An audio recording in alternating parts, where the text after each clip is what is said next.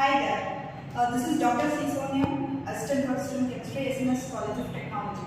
Today in this, we are going to see about the water technology in this video. So we have to know this is a need for the hour because water is being used and we are exploiting the water in many ways. The water that is present, it should be saved in many other ways. So it is introduced, this chapter water technology is introduced for the engineering students for the first year so that they become aware of what are the troubles that is caused due to the water, how to save water. Okay, now in the engineering point of view, we are going to see the technology that is used to utilize the water that is present. We know that globally that 97% of water is salt water, and you have for the utilization for the drinking purposes is only 0.7%. So it is very important for us now to see what are the techniques that can be used by using the latest technology to purify water, and we have to use it in a conscious way so that it should be the water that is being used to be sustainable for the coming generation. Okay, so we are going to see initially about the types of impurities present in the water. So the impurities that is present in the water are physical impurity, chemical impurity, and biological impurities.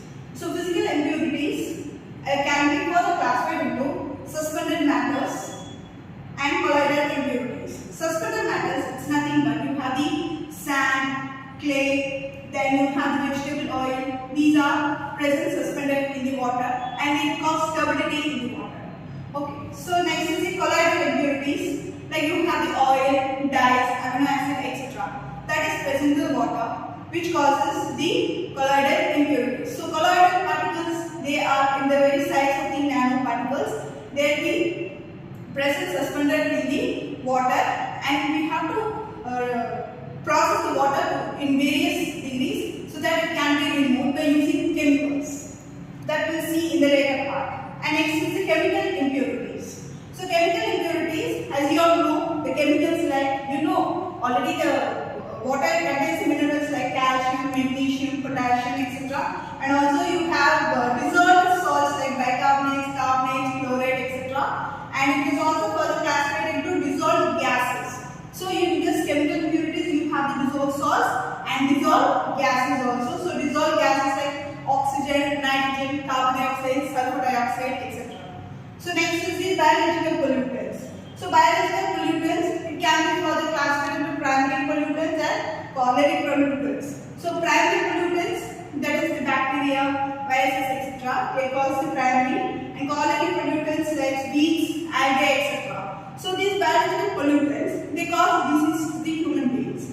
So it is important that the water should be free from the physical impurities, chemical impurities, and the biological impurities. Whether if you need to use it for the biological purposes, that is in the purposes for domestic use, and also if you want to use for the industrial purposes, it should be seen that the water is purified and it is used so that it can be utilized to the full efficiency. Hardness of water. So hardness of water is an important parameter when you consider it in the view of the industrial purposes. Okay, so hardness is what? Hardness of water, it can be said as it does not form lather with soap. Instead, it forms wet precipitate when it is used with soap. Okay, the hardness of water, it can be divided into two main types, that is temporary hardness and permanent hardness. The temporary hardness can also be called as the carbonate hardness or alkaline hardness. The permanent hardness or non-carbonate hardness or non-alkaline hardness.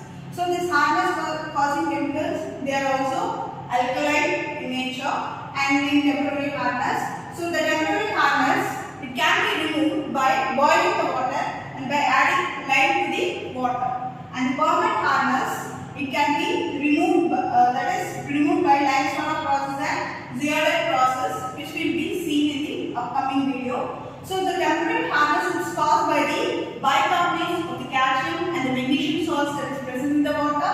Permanent hardness is due to the presence of fluorides and sulfates of calcium and magnesium. Okay, so hardness of the water, it is expressed in the term of ppm, parts per million, and 1 ppm